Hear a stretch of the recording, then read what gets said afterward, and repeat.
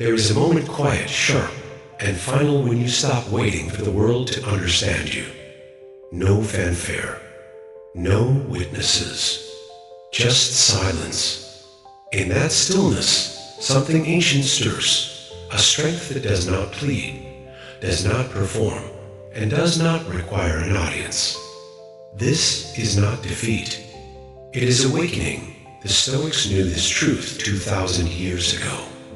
Marcus Aurelius wrote in Solitude, "You have power over your mind, not outside events. When you release the illusion that others must see your pain for it to matter, you reclaim your sovereignty." Indifference is not abandonment. It is liberation. Most spend their lives editing themselves to be seen, heard, and validated. But real power begins where expectation ends. When you stop measuring your worth by who notices you, you finally begin to build something that cannot be shaken, because it was never built for show. This is the Stoic path, not to be untouched by suffering, but to refuse to let it define you through the eyes of others. You do not need the world's care to live with clarity, discipline, and self-respect. You only need your own, and that changes everything. Most people carry a quiet belief that their pain should be witnessed, that if they suffer long enough, loudly enough, or artfully enough, someone will finally step and see them, understand them, validate them. This hope is soft, almost sacred. It's woven into childhood, reinforced by stories where heroes are rescued just in time. But life is not a story written for your comfort. The truth is stark. No one is staying up at night thinking about your struggle. Not out of cruelty, but because everyone is drowning in their own unseen battles. Your pain is real, but it is not central to anyone else's world.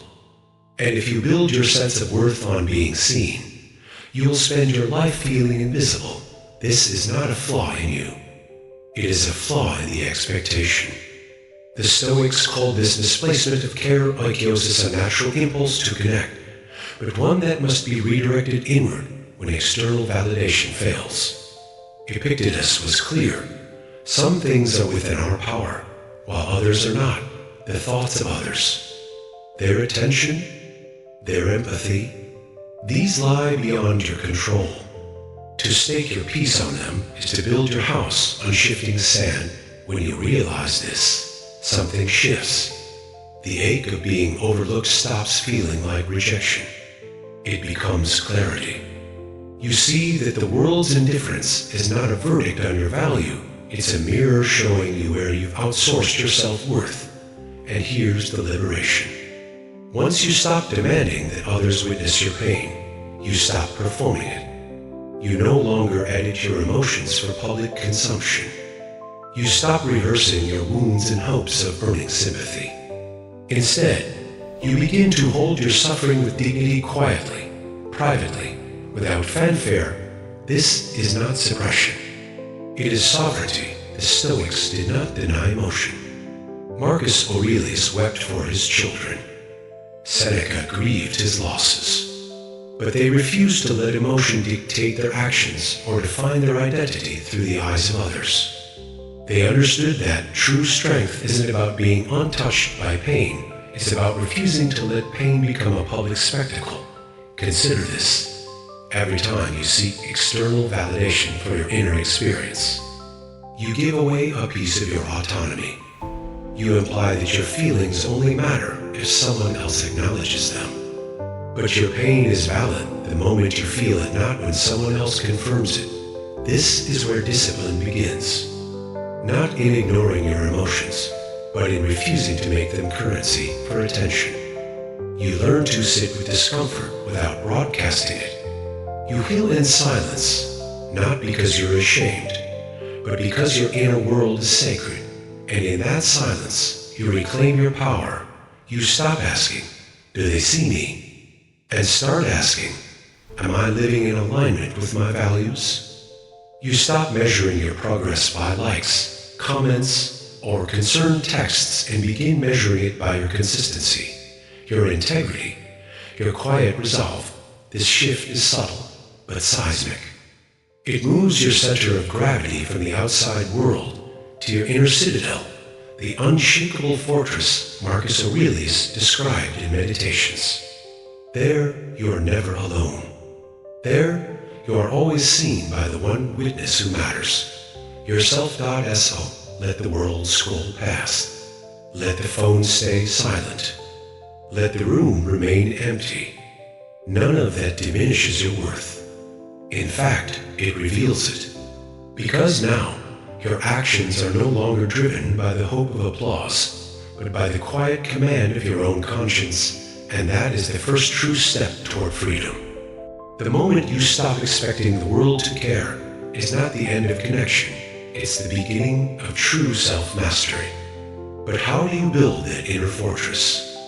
Not through wishful thinking, but through disciplined practice. The Stoics didn't just preach philosophy. They lived it as a daily training regimen. And their method rests on three unshakable pillars: the discipline of assent, the discipline of desire, and the discipline of action. First, the discipline of assent. This is your power to choose how you interpret events.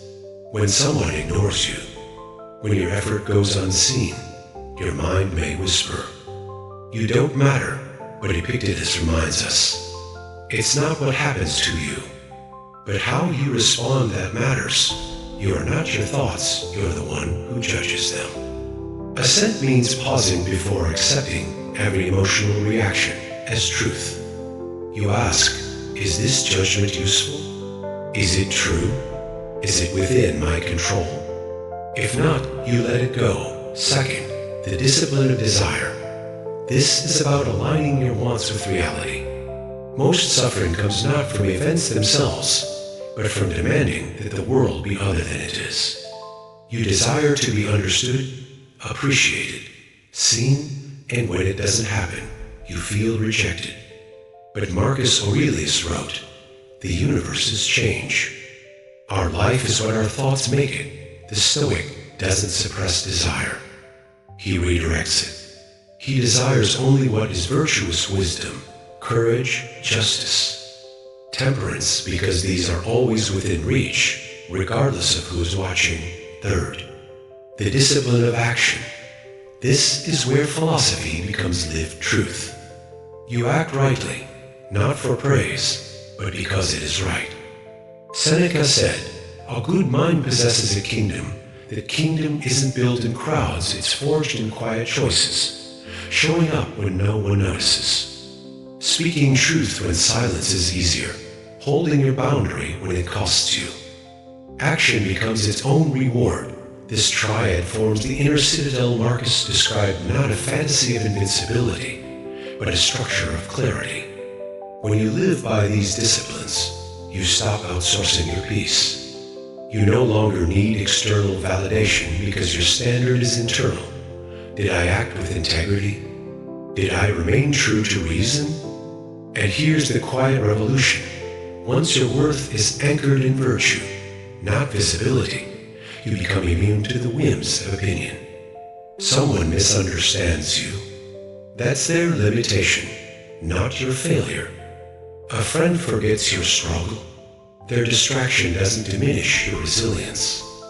You stop taking indifference personally because you understand deeply that others' actions reflect their own inner weather, not your value. This is not emotional detachment. It is emotional sovereignty. You feel deeply joy, grief, frustration, but you refuse to let those feelings hijack your judgment or dictate your behavior. You grieve, but you do not collapse. You hope, but you do not depend. You love, but you do not cling. The Stoics knew solitude was not emptiness, it was the space where self-trust grows. In that space, you stop asking, "Do they see me?" and begin asking, "Am I living in accordance with nature?" Meaning, are you using your reason, fulfilling your duties, and acting with moral clarity? This shift changes everything. You stop performing for an audience that isn't paying attention and start building a life that stands on its own terms. You become like the oak tree, It doesn't beg the wind to notice its strength. It simply stands rooted, resilient, unmoved, and when you embody this, something unexpected happens. People begin to sense your steadiness. Not because you announced it, but because your energy no longer wobbles with need. You stopped seeking mirrors in others because you found your own reflection in your actions. This is the Stoic path, not to be loved by all, but to be at peace with yourself. Not to be seen, but to see clearly. And in that clarity, you discover a power that no silence can erase, no rejection can shake, and no indifference can diminish, because your strength was never outside you. It was always within, waiting for you to stop looking away. We live in an age that confuses exposure with authenticity. Every emotion is curated, every one packaged for public consumption. The more visibly broken you appear, the more attention you receive, likes, comments, concerned messages. But not all attention heals. Some of it merely feeds the illusion that your pain must be witnessed to be valid. And slowly, without realizing it, you begin to perform your suffering. You edit your emotions for sympathy. You rehearse your breakdowns. You turn your inner world into content, something others can scroll past, react to, and forget. What was once sacred becomes spectacle. What was once private becomes public property. This isn't healing. It's emotional exhibitionism disguised as vulnerability. The Stoics understood the difference. They were not emotionless, they were composed. Marcus Aurelius wept for his children. Seneca mourned lost friends. But they never turned their grief into a performance. In his private journal, Meditations, Marcus wrote not for an audience, but for himself. His words were tools of discipline, not displays of despair. He didn't seek applause for his sorrow, he sought clarity through it. There is a profound distinction between expression and performance. Expression arises from depth.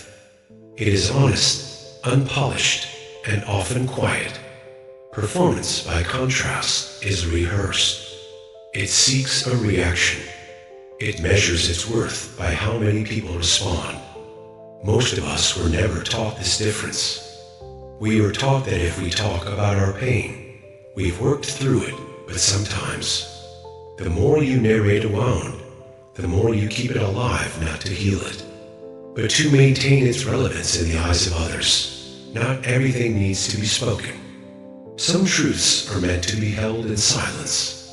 Some emotions must pass through you, like weather, felt fully, but not broadcast. The Stoics practiced ascesis, spiritual training through restraint. They knew that silence could be a form of strength, not suppression. To endure without explanation is not weakness, it is sovereignty. Consider Seneca's letters. Written in exile, they are raw with loneliness, yet never self-pitying. He didn't write to beg for rescue. He wrote to fortify his mind. His vulnerability was discerning, not desperate.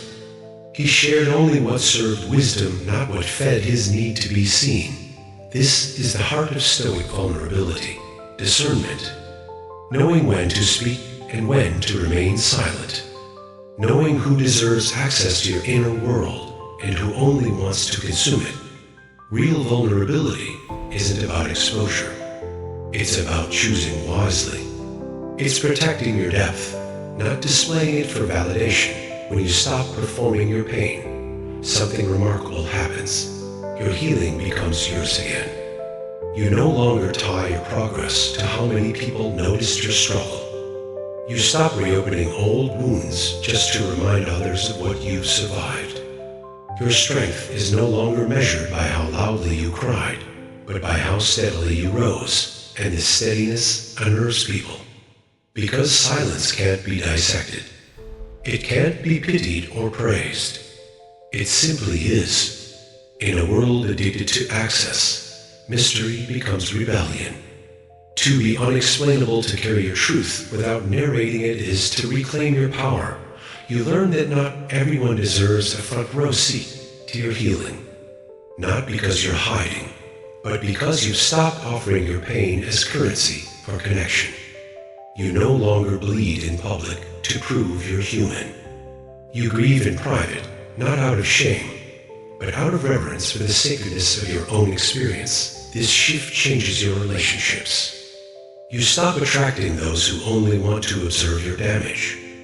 Instead, you draw people who respect what you've built and silence those who value your presence, not your performance. Seneca wrote, "No man is more unhappy than he who never faces adversity, for he is not permitted to prove himself, but once you've faced your trials and grown from them, you don't need to display the scars. You've proven your strength to yourself. That's enough. The moment you realize your emotions are not currency for attention, you stop spending them carelessly. You begin to guard your inner life like something rare because it is. And in that guarding, you find clarity. You see how much energy you wasted explaining what didn't need explanation. You feel how much power you lost seeking, understanding from people who couldn't even understand. Themselves, the crowd celebrates. Vulnerability, but rarely mentions that true. Vulnerability includes the courage to stay silent. It includes the discipline to heal without an audience. It includes the maturity to know that some parts of your story belong only to you. You don't need the world to validate your emotions for them to matter. You don't need to turn your pain into art just to justify why it hurts. You can hold it quietly. You can integrate it in solitude. And when you do, something incredible happens. You stop fearing silence. You begin to feel at home in it. Because it no longer feels like abandonment, it feels like return. Return to yourself. Return to what's real. There's nothing wrong with expressing emotion. But when expression becomes performance, it robs you of your power. Sovereignty begins the moment you choose presence over performance. The moment you stop explaining yourself to feel safe. The moment you realize your peace isn't fragile, it's forged in solitude, and when others can no longer predict you through your emotional patterns, they start to respect the depth they can't access. Not because you became colder, but because you became wiser. You don't owe anyone a front row seat to your healing. And you don't need to bleed in public to prove you're human. Some things are meant to be held close. Some truths are meant to be whispered only to yourself. That's not hiding. That's maturity, and in a world that glorifies noise, that kind of quiet becomes its own form of rebellion and its own form of freedom. Rejection stings because it echoes an ancient fear that you are not enough to be chosen. But what if rejection isn't a verdict on your worth, but a compass pointing you away from where you don't belong? The Stoics understood this with startling clarity. They didn't see indifference as abandonment. They saw it as clarity. And in that clarity, freedom begins. Most people interpret being overlooked as failure. They replay conversations, dissect silences, and rewrite their identity to fit what they believe others wanted. But this is a trap. It assumes that belonging in every space is the goal. The Stoic asks a different question. Does this space deserve me? When someone misunderstands you, it's rarely because you failed to explain yourself. It's because your depth operates on a frequency their ears aren't tuned to. Your stillness is mistaken for coldness. Your boundaries for arrogance. Your silence for absence. But none of that means you're wrong. It means you're rare. And rarity is not designed for mass consumption. Marcus Aurelius wrote, "The opinion of 10,000 men is of no value if none of them know anything about the subject. You are the subject." And most people don't know you not really. They see fragments. They project assumptions. They simplify your complexity into a story that fits their worldview. And while that used to wound you, now you see it for what it is. Noise. The moment you stop trying to correct every false narrative, your focus sharpens. You stop wasting energy justifying your silence, explaining your distance, or decoding your boundaries. You simply live them not as defense, but as self-respect. And in that shift, you reclaim your power. This is where the Stoic practice of the dichotomy of control becomes revolutionary. Others' opinions, their attention, their capacity to understand you, these are, ad diaphora, indifference. Not good, not bad. Just outside your control. To stake your peace on them is to build your life on sand. But your judgments, your actions, your integrity, these are yours. And in them, you build on bedrock.so. When rejection comes and it will, you don't collapse. You ask, what is this revealing? Every closed door clarifies direction. Every silence refines your voice. Every betrayal deepens your discernment. What once felt like exile now feels like space to build, to breathe, to become. This is not passive resignation. It's active redirection. You stop chasing explanations for why someone didn't choose you and start recognizing that not being chosen was the blessing. It gave you back to yourself. It saved you from investing years in a relationship, a role, or a room that would never honor your truth. And here's the quiet revolution. You stop interpreting rejection as loss and begin seeing it as liberation. You shift from emotional scarcity, constantly proving your worth, to psychological sovereignty, where your existence is no longer up for debate. Your center of gravity moves inward. You're not moved by applause or rattled by dismissal. You become grounded, and grounded people are magnetic, not because they seek attention, but because they carry something stable in a world that spins too fast. This shift changes how you engage. You stop walking into rooms to prove your worth and start walking in already knowing it. You stop asking, am I too much? And begin asking, is this space too small for my truth? You stop apologizing for your depth and start protecting it. That's not arrogance. It's arrival. The Stoics call this prohoresis, your moral choice, your inner will. It cannot be taken from you. No rejection, no silence, no misunderstanding can touch it. And when you anchor yourself there, you become unshakable. Now people will still misread you. They'll create stories to make sense of your quiet, your ambition, your boundaries. Let them. You're not responsible for correcting every false narrative. Marcus Aurelius didn't write Meditations to be understood by Rome. He wrote it to stay true to himself. And that's enough. This is where amor fati, the love of fate, enters. You don't just accept indifference. You embrace it as part of your path. You love the silence because it taught you to listen to yourself. You love the rejection because it redirected you. You love the invisibility because it forced you to build something real. Not performative. You begin to see that your greatest growth happened when no one was watching, when you chose discipline over distraction, integrity over approval, solitude over shallow connection.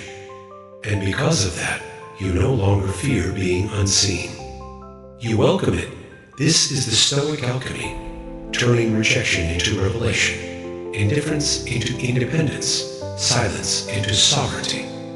You stop broadcasting your worth and start embodying it. You stop seeking mirrors in others and find your reflection in your actions, and over time, something unexpected happens. The right people begin to notice, not because you announced yourself, but because your energy speaks without words. They feel your steadiness. They sense your depth. They're drawn not to your performance, but to your presence. But even if they don't, that's still enough. Because your worth was never contingent on their recognition. It was always inherent. So if you've been overlooked, let it be your initiation. If you've been misunderstood, let it be your turning point. You're not here to explain yourself into someone's comfort. You're here to become someone whose presence rewrites the room, and that begins the moment you realize rejection isn't the end of your worth. It's the beginning of your clarity. You stop speaking to be heard and start speaking to build. You stop seeking validation and start creating value. You stop measuring your progress by who stays and begin measuring it by how true you remain to your principles. This is not isolation. It's alignment. You attract not through need, but through resonance. And the connections that form are deeper, quieter, and more enduring because they're built on mutual respect, not emotional dependency. You no longer resent those who couldn't see you. You release them. You stop tying your progress to their presence. You move regardless, not with bitterness, but with grace, because you've learned the deepest truth. Your life was never meant to be lived in the eyes of others. It was meant to be lived in the fire of your own conviction, and in that fire, you're not diminished. You are forged. Solitude is not the same as loneliness. Loneliness is a wounding ache of wanting connection and not finding it. Solitude is a choice, the sacred space where you reclaim yourself. The Stoics didn't fear being alone. They cultivated it. For them, solitude wasn't emptiness. It was the forge where clarity is born, discipline is honed, and self-trust is forged. Most people flee silence because it forces them to confront what they've been avoiding, their thoughts, their regrets, their unexamined beliefs. But the Stoic walks into that silence willingly, not to escape the world, but to return to it more grounded. Musonius Rufus, exiled twice by Roman emperors, didn't see banishment as punishment. He called it training. Exile, he said, is not a misfortune if you use it to strengthen your character. In isolation, he wrote, taught, and deepened his philosophy. His solitude became his strength. This is the alchemy of intentional solitude. It transforms what feels like abandonment into opportunity. When no one is watching, you stop performing. When no one is listening, you start listening to yourself. The noise of external opinion fades, and in its place, your inner voice grows clearer, not louder, but truer. You begin to distinguish between thoughts that are yours and those you've absorbed from others. You see how much of your identity was shaped by the need to be liked, to be safe, to be understood. And slowly, you shed it. This shedding is not loss. It is liberation. In solitude, you practice prosoc, the Stoic art of vigilant attention. You observe your impulses without acting on them. You notice your fears without feeding them. You sit with discomfort without reaching for distraction. This is not passive waiting. It is active self-observation. And through it, you develop a relationship with yourself that is honest, not flattering. Most people only know themselves through the reflections they see in others' eyes. But those reflections are distorted color by others' biases, moods, and limitations. Solitude strips away those mirrors. You are left with only one witness, yourself. And in that raw honesty, you begin to build something real. You stop asking, what will they think? And start asking, what is true? You stop measuring your worth by how many people miss you when you're gone, and begin measuring it by how at peace you are when you're alone. That shift changes everything, because peace is not found in a full room. It is found in a quiet mind. Seneca understood this. He wrote his most profound letters while living in relative seclusion, away from the chaos of Rome. He didn't retreat to hide. He retreated to see clearly. We suffer more in imagination than in reality. He wrote, solitude helps you separate the two. It pulls you out of imagined slights, rehearsed conversations, and catastrophic narratives. It plants you in what is actually happening right here, right now, and in that presence, you find power. You begin to make decisions from alignment, not anxiety. You say no, not out of bitterness, but out of clarity. You stop over-explaining your boundaries because you no longer need permission to protect your energy. Your no becomes clean, calm, and complete, not a rejection of others, but an affirmation of yourself. This is how solitude builds unshakable character. It teaches you that you can be alone without being lost, that you can sit with your own mind without flinching, that your worth does not evaporate when the crowd leaves the room, and over time, something remarkable happens. You stop resenting silence. You begin to crave it, not as escape, but as return. You schedule it like a meeting with your most important advisor, because you are. You guard it fiercely, not out of selfishness, but out of self-respect. This is not isolation. Isolation is passive being alone against your will. Solitude is active choosing to be alone to grow. One drains you. The other fills you. In solitude, you also learn the difference between connection and dependency. You realize that needing someone to validate your existence is not love, it's fear. True connection flows from wholeness, not lack.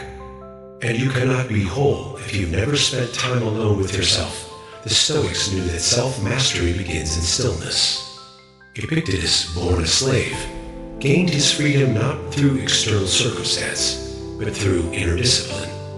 He taught that no one can enslave your mind if you refuse to give it away.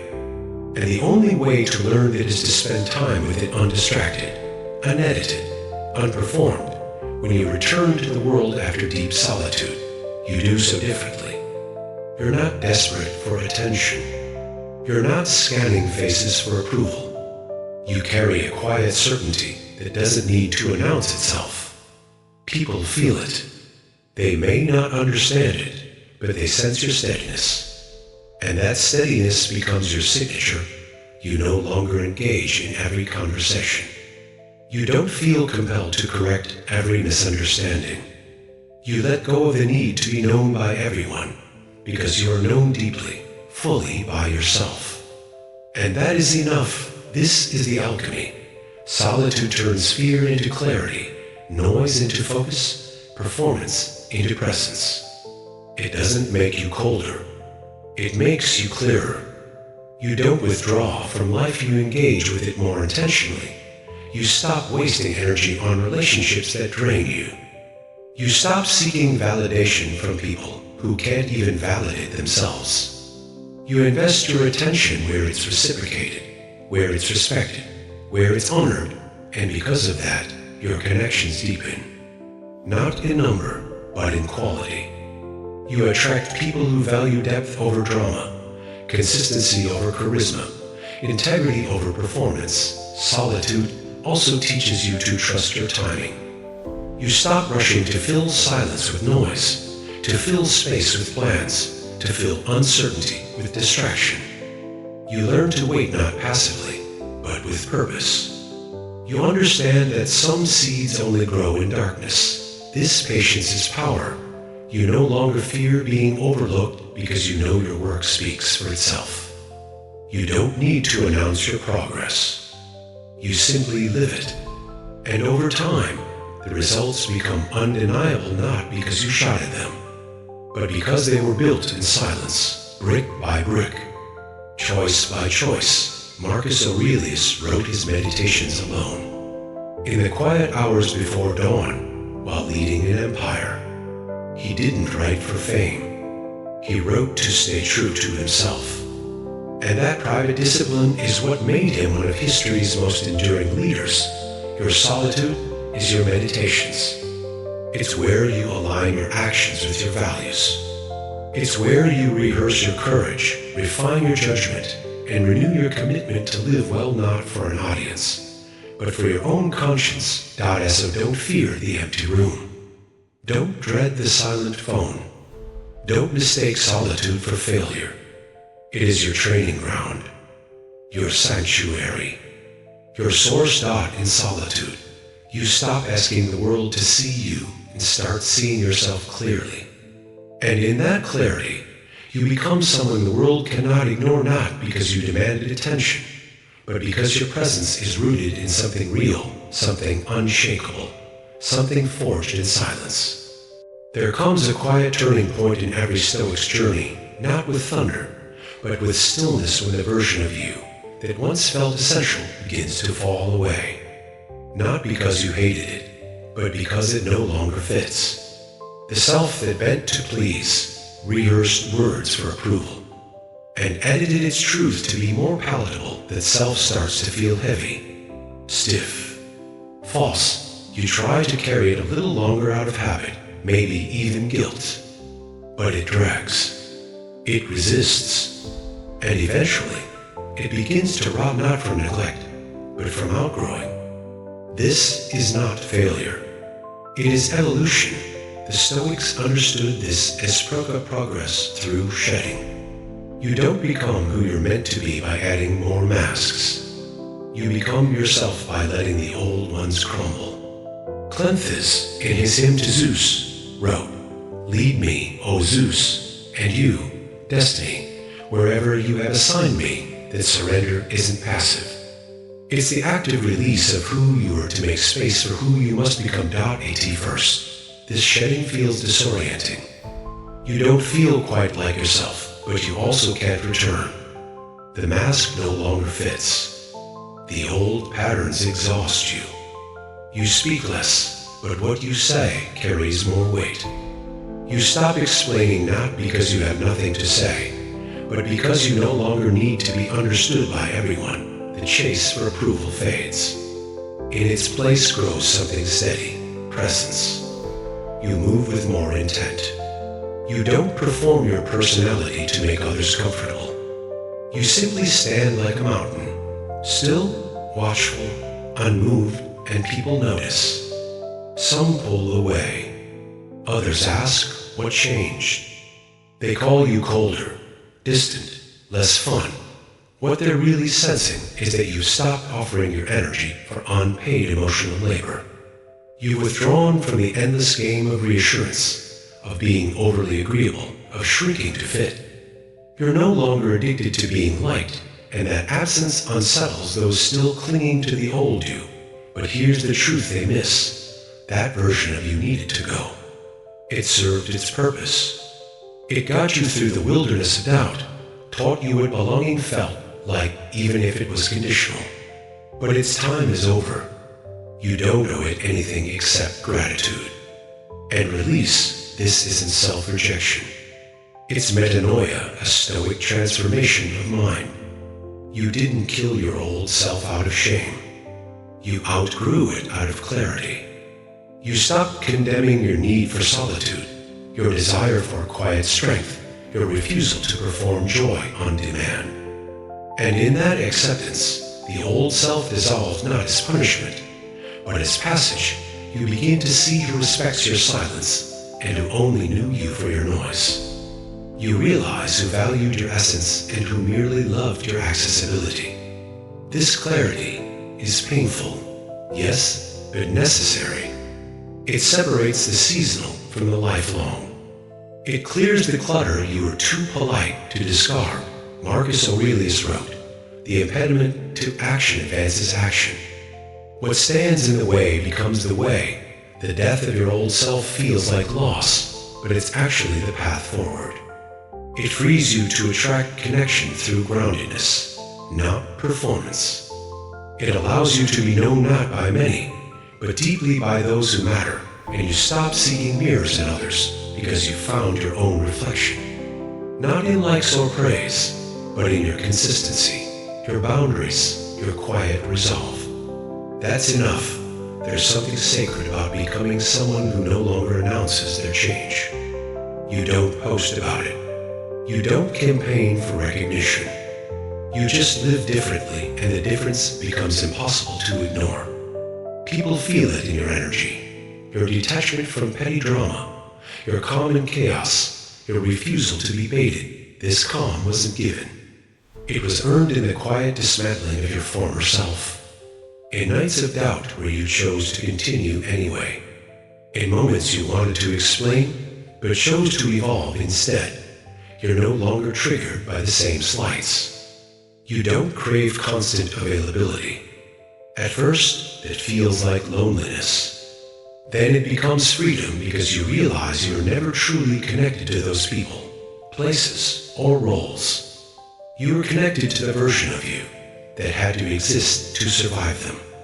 And now, that person is gone. Seneca said, "Every new beginning comes from some other beginning's end." This isn't just a mindset shift. It's rebirth. Quiet, underrated, uncelebrated, but real. And with time, undeniable, not because you declared it, but because you embodied it. You become someone who moves with quiet authority, not because you demand respect, but because you live your values without apology. Your absence speaks as loudly as your presence once did, not from pride, but from peace. The old self was necessary. It absorbed wounds, fought for belonging, learned hard lessons. But its work is done. You stand now clearer, stronger, unapologetically whole. Not looking back for validation, not reaching forward in desperation. Just here, now, rooted, and that, more than anything, makes you impossible to categorize. Because you've stopped being what the world told you to be and become who you were always meant to be. True power doesn't announce itself. It doesn't need to. It moves in stillness, speaks in presence, and stands without explanation. When you no longer require the world's care to feel whole, you become like the cliff Marcus Aurelius described, unmoved by the crashing waves of opinion, indifference, or silence. You simply are. This is not detachment from life. It is full engagement on your own terms. You love deeply, act with purpose, and hold your boundaries without apology. But your worth is no longer up for public negotiation. You've stopped outsourcing your peace to people who can't even manage their own. And in that sovereignty, you find a quiet strength that doesn't waver when the room empties. You don't chase recognition. You build integrity. You don't perform for attention. You live with alignment. And over time, something shifts in how you move through the world. You speak less, but your words carry weight.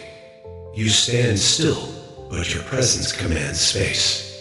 Not because you demand it, but because your energy is rooted in something real: self-respect, discipline, and clarity. This is the Stoic ideal, not to be untouched by life, but to be unshaken by it. To feel pain, disappointment, and longing, and still choose virtue. To be unseen, and still choose truth. To be misunderstood, and still choose yourself. And if you've walked this path, if you've sat in the silence, faced your own mind, and chosen to build anyway, know this: you're not alone. You're part of an ancient lineage of those who chose inner sovereignty over external validation. Marcus, Epictetus, Seneca, they too stood in solitude, not as exiles, but as architects of their own souls. So keep building, keep becoming, not for applause, but because your life is yours to shape. And if this resonated, if you're ready to trade performance for presence, noise for stillness, seeking for sovereignty, consider subscribing. Not as a gesture to me, but as a vow to yourself. A quiet promise that you'll keep showing up, even when no one's watching, because here, we don't chase the world's applause. We build what the world can't ignore. You are the cliff the waves break, you remain.